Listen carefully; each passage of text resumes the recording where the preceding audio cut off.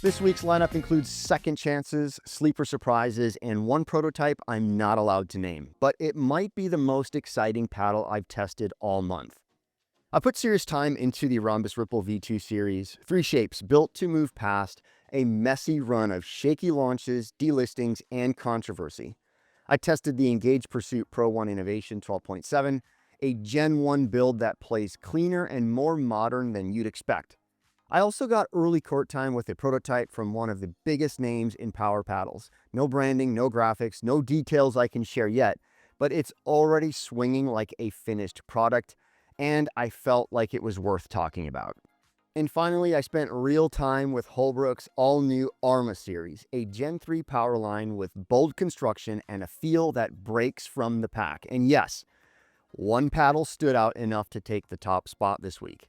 If you're new here, this series is all about clarity. I test paddles in real gameplay, drills, rec, and competitive sets, and give you honest feedback on what actually performs and what doesn't, along with my thoughts and impressions along the way. Before we get into the paddles, quick reminder, if you're trying to find the right paddle for your game, check out the paddle finder at mattspickleball.com. I just pushed out another major update. There are now over 247 paddles in the database, and you can filter by nearly every characteristic we talk about here: spin, swing weight, twist weight, shape, feel, power, and more. It gives you a real starting point to find the right paddle for your game. If the results don't feel dialed in, or you just want a second opinion, shoot me a DM on Instagram, email me, or even better, drop into my Discord. I'm always down to help people find something that actually works for them. You can find all those links in the description.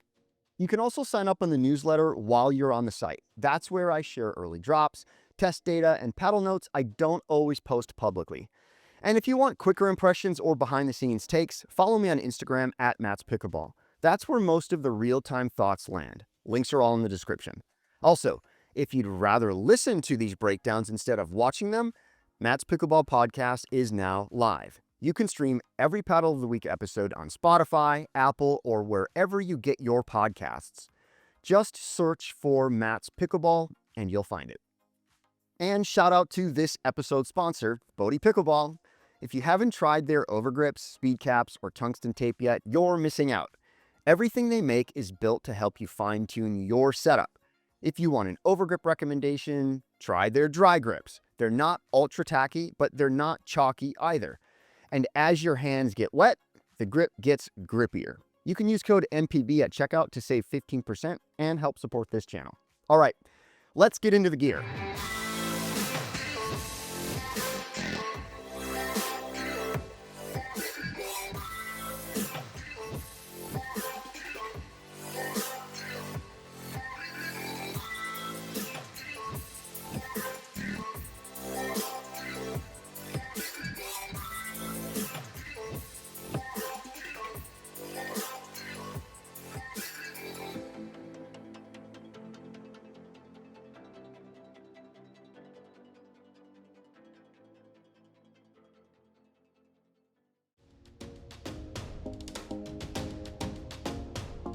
First up is what I hope to be a comeback story. The Ronbus Ripple V2 represents a complete reboot of the original Ripple, and the Ripple Beta, and the pre-production Ripple, and the production Ripple, and the actual production Ripple, all of which were either never on or removed from the USAP approved paddle list, except for the beta model that is soon to be delisted.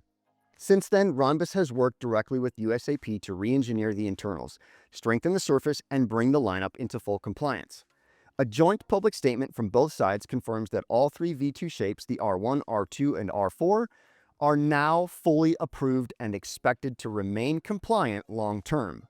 I'll put that statement up on the screen for you. And if you bought an earlier version like a V1, Ronbus is offering a discounted upgrade to the V2 with proof of purchase. That's a move I respect. The Ripple V2 uses the new Fire Core, short for Fiber-Infused Rebounding Elastomer. It's a dense EVA foam infused through a 3D carbon fiber lattice and built into a unibody thermoformed shell.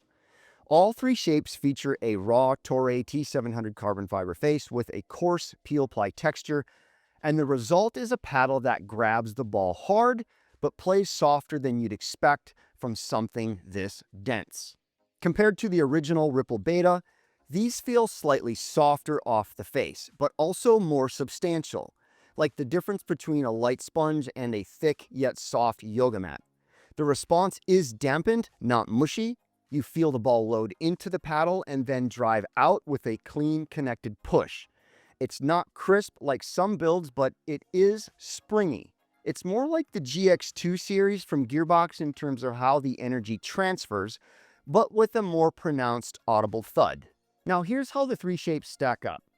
The R114 is the elongated shape. It's 16.5 inches long and 7.375 inches wide and weighs 8.19 ounces stock. The swing weight is 124.45 and a twist weight of 5.9. I'm going to let that swing weight sit there for a second. Honestly, it's too much paddle for me. It felt sluggish and hard to maneuver in hand battles, even after trying to tune it with weight. Some players will love the reach and plow through, but I didn't find it comfortable. If high swing weights don't bother you, or rather you prefer high swing weights, this paddle is the one you should pick.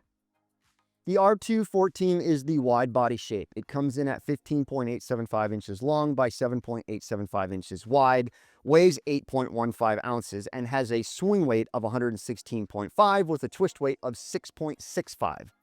That's the highest twist weight in this group, and it's immediately noticeable in how stable it feels in hand. It's still powerful, but more manageable out of the gate. I like it with a 4-inch strip of tungsten tape up the neck. It makes it a lethal weapon in transition and also not as poppy when resetting, and it's probably the easiest shape to dial in quickly. The R414 is my favorite shape. It's the hybrid shape at 16.125 inches long by 7.5 inches wide, weighing 7.99 ounces with a swing weight of 117.65 and twist weight of 5.95. In stock form, it's already fast, but once I added weight, one 4-inch strip of 0.5 grams per inch tungsten under the Ron logo on each side, it became a weapon. The paddle felt more stable, more forgiving, and easier to swing with precision and fast exchanges.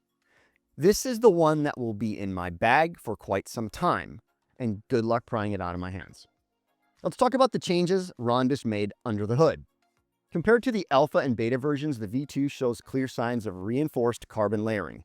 Teardowns that other reviewers have done reveal thicker carbon on top of the foam core, which helps prevent the kind of surface deformation that plagued the original run. And if you want a really good breakdown on that topic, check out Rafa, the Pickleball tech dude. He's got a great breakdown on his channel. The EVA foam itself also feels denser, which is likely the reason these models have such higher swing weights. The R2 used to be one of the most headlight options, almost too light, extremely fast and whippy. My R2 Beta had a swing weight of 104.65, and the R2 V2 has a swing weight of 116.5, which is a massive jump, especially for a standard shape paddle. The average swing weight of all standard paddles in my paddle database of 247 paddles is 111. The R1 V2 swing weight is 124.45 compared to the 111.44 on the R1 Beta. The average swing weight of all elongated paddles in my paddle database is 118. So you can see that the Ripple R1 V2 swing weight has increased significantly. The R4 swing weight is 117.65, and that's right around my sweet spot. Speaking of sweet spot, it's a bit tighter than I remember, but maybe my memory is bad. Anyway, the R2 is the most balanced, but both the R1 and R4 feel small in stock form until you add weight to expand the sweet spot ever so slightly. Once you do, especially in the right spots, they open up in a big way. Still, if you're looking for plug-and-play forgiveness, these may not be the best choice without customization. Touch and resets are sharper and more manageable than the broken-in Beta. You get more feedback. It's a denser feedback, more pop on flicks and counters, but also less margin for error on drops and soft hands. And the feel is plush, as in you can feel the ball get absorbed into the face and then rebound. Spin remains elite. I haven't run updated RPM numbers yet, but the face texture is not aggressive or rough, and the performance seems top of class. The ball grips on rolls, flicks, and third shot drops, and there's no sense that spin was sacrificed for compliance. Once I gather spin data, I'll add it to my paddle database at matchpickleball.com. Power and pop are still strong, but not over the top. The R1 has the most raw power, the R2 feels more balanced, and the R4 offers the most controllable explosiveness, especially with minor tuning. I don't know yet if there's a break-in period for this foam, but nothing so far suggests that it needs one. The paddles feel solid and composed right out of the box, but only time will tell, and we'll monitor it. So here's my verdict. The Ripple V2 isn't just a sequel, it's a reset. It keeps what made the Ripple compelling, spin, pop, and identity, but reins it in to meet the rules. This is still a top-tier power and spin paddle line, but it's smarter now. Less chaos, more control. Less trampoline, more trust. But to be clear, there is some trampoline. And for competitive players who want raw carbon performance without the risk of future delisting, well, I think this is a safe bet. And it sure seems like USAP got their act together with this one. At least, let's hope so. The R4 is the standout for me, but all three offer something worth exploring depending on your game. If you decide to pick up a Ripple when they launch on May 30th, you can use my code MPB to save at checkout. Okay, moving on. And this one is still under wraps. And I'm sorry, guys, I can't name the brand. I can't show you the paddle. All I can tell you is it's a prototype from one of the most established power paddle manufacturers in the sport, a company that's been behind some of the biggest leaps in paddle tech over the past few years. They sent over an early build for testing. No graphics, no branding, just specs and playability. It's a 16.5 by 7.375 elongated with a 5.5-inch handle. Stock weight is 7.97 ounces, swing weight is 120.35, twist weight is 5.95, and the balance point is 25 centimeters. It features edge foam and a floating core structure without a honeycomb structure. That's all I'm going to say about the core. Right now, the paddle is already powerful. Very powerful, and yet reportedly it falls several notches below the PB Core 0.43 guideline. That's important because it's hitting harder than any currently approved paddle in my database. And I'm not just saying that to stir up drama or tease for clicks. I'm sharing it because I'm genuinely excited by how this paddle plays, how it feels on contact, how it loads, and how it responds in hand. And it's not difficult to control. Pop is strong, but not over the top. Spin is excellent, though I want to do more testing before sharing final numbers.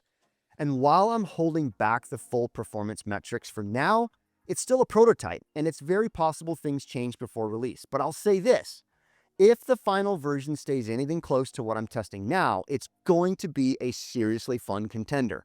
Not just for players chasing more firepower, but for the broader conversation around what a truly powerful but compliant paddle can look like. There will be more to come on this paddle in the coming months. Next up is the Engage Pursuit Pro Innovation 12.7, and let me start by saying this one surprised me more than I expected. It's still a Gen 1 paddle in structure, traditional polymer core, raw T700 carbon fiber face, no edge foam, no thermoforming, cold pressed. So I went in assuming it would play like a stiffer, unstable version of the same Gen 1 feel we've all known.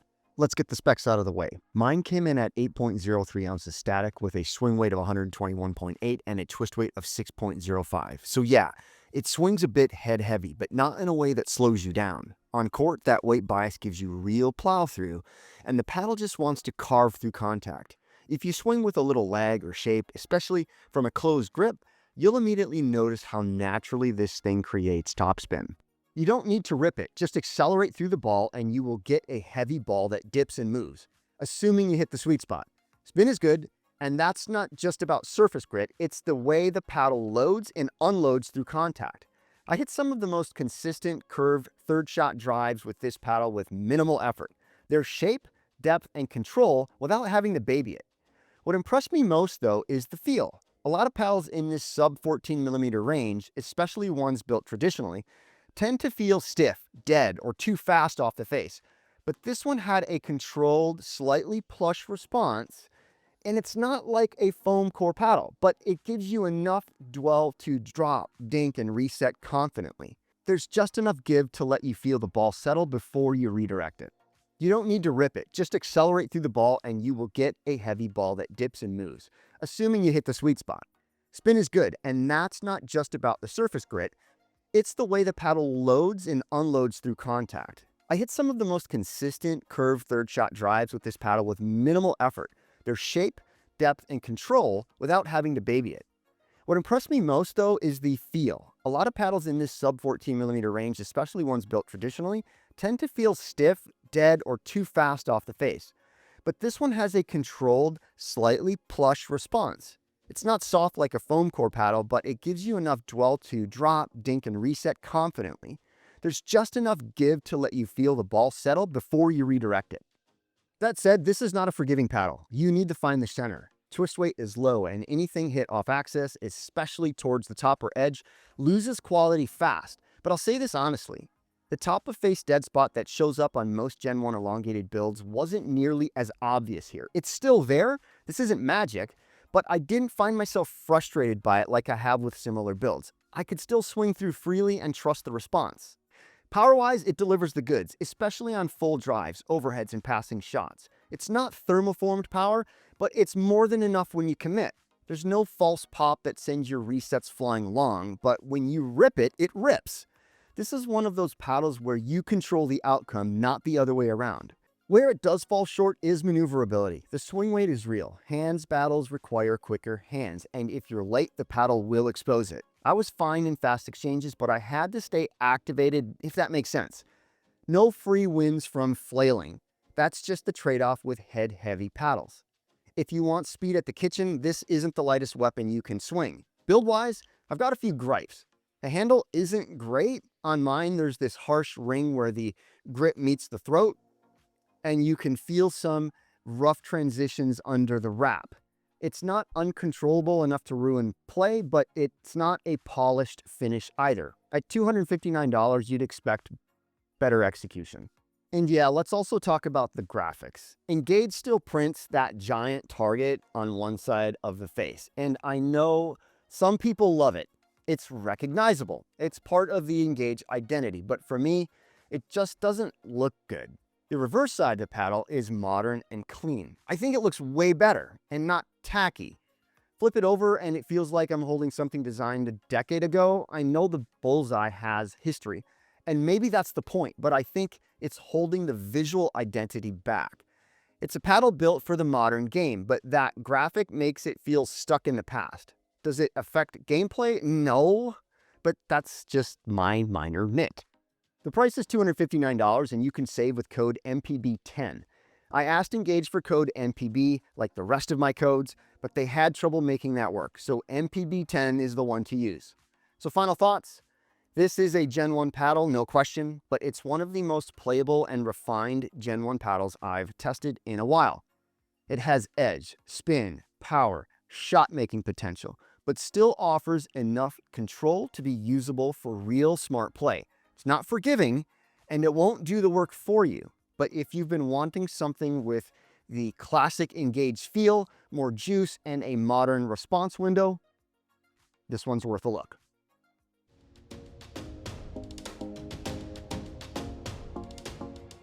The paddle of the week goes to the Holbrook ARMA series, a brand new Gen 3 power lineup that signals a real shift for Holbrook.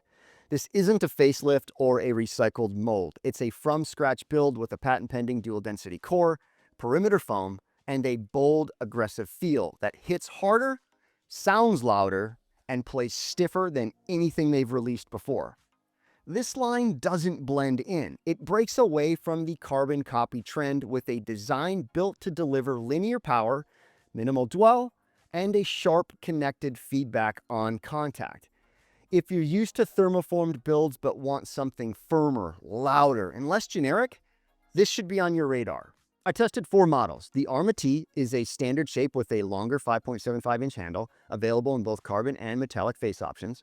The ARMA X, elongated with a longer face and a shorter 5.5-inch handle. The ARMA S, a standard shape wide body with a 5.5-inch handle. And the ARMA Metallic T, Same shape as the ARMA T, but with a different face material. My deepest testing has been with the ARMA T in carbon, which plays the firmest and most direct. But I've spent time with all four, and each brings something different depending on how you like to hit, reset, and swing through the ball. Construction-wise, Holbrook fused two different honeycomb layers into a single core. An 8mm high-density layer on top of a 10mm lower-density layer on the bottom. I've never seen this done before, and it is something to experience. The goal is to stabilize contact closer to the face where most shots land, while preserving rebound and flex from the base.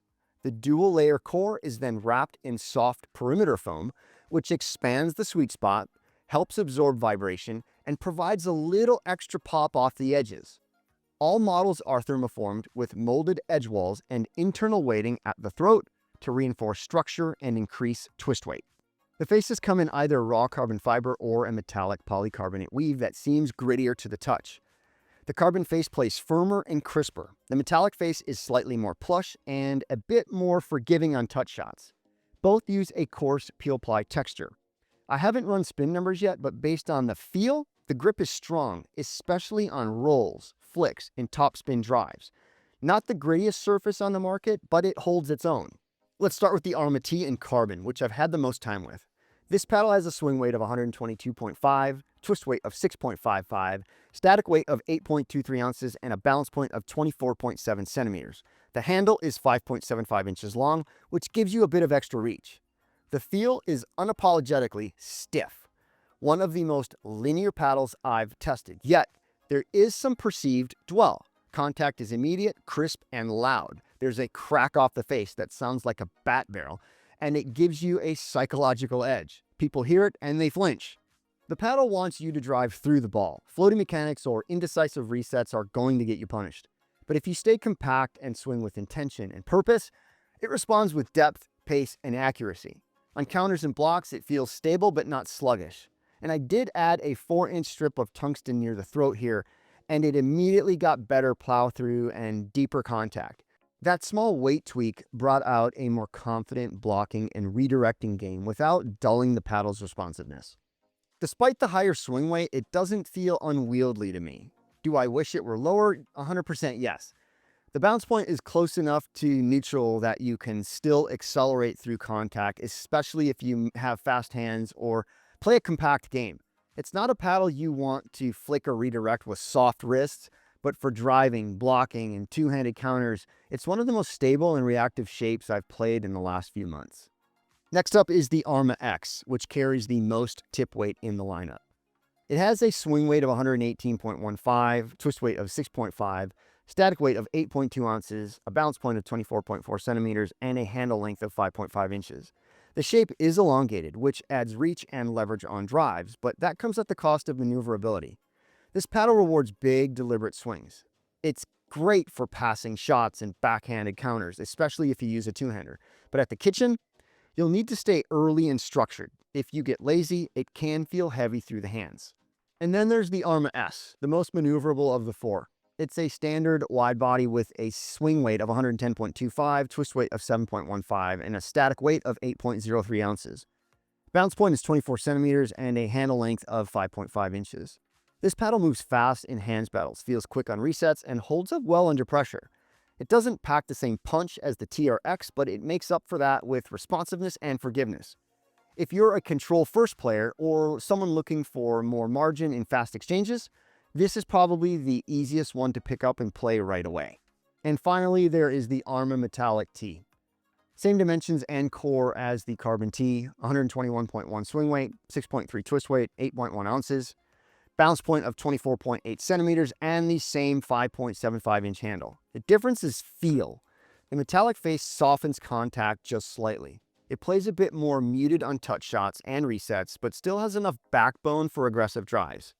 If you like the shape and specs of the Carbon T but want something slightly less harsh, this is your pivot. Across the board, none of these paddles play soft. Even the metallic face, while slightly more forgiving, still delivers a firm, connected response, but it does play softer than the carbon models in my assessment. You get very little perceived dwell, but it's there. The rebound is linear. Miss the center and you'll feel it, but not in a way that punishes you like a Gen 1 paddle. The foam and that dual density core helps keep things manageable. What you get back though is power. If you accelerate through contact, these paddles respond with real heat, especially on drives, counters, and deep serves. Float a shot and it's going to float, but if you commit, the ball moves.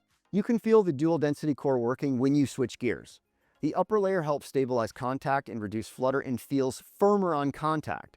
The lower layer gives you that slight bounce when you load up and feels softer on contact. It's a tuned response, a progressive one, not a mushy one. Holbrook clearly built this for players who want structure, pop, and confidence off all parts of the face without sacrificing touch. Pricing lands at $259 for the carbon face models and $279 for the metallic ones. You can use code MPB to save 15% when they go live on June 10th. Final take, the ARMA series brings something original to the Gen 3 space. It doesn't chase spin, it doesn't try to outsoft the market, it's firm, fast, and built for players who want a versatile game. And this might be the most versatile paddle because of its construction. If that's your game, and you want something loud and stiff and structurally unique, this is one to watch.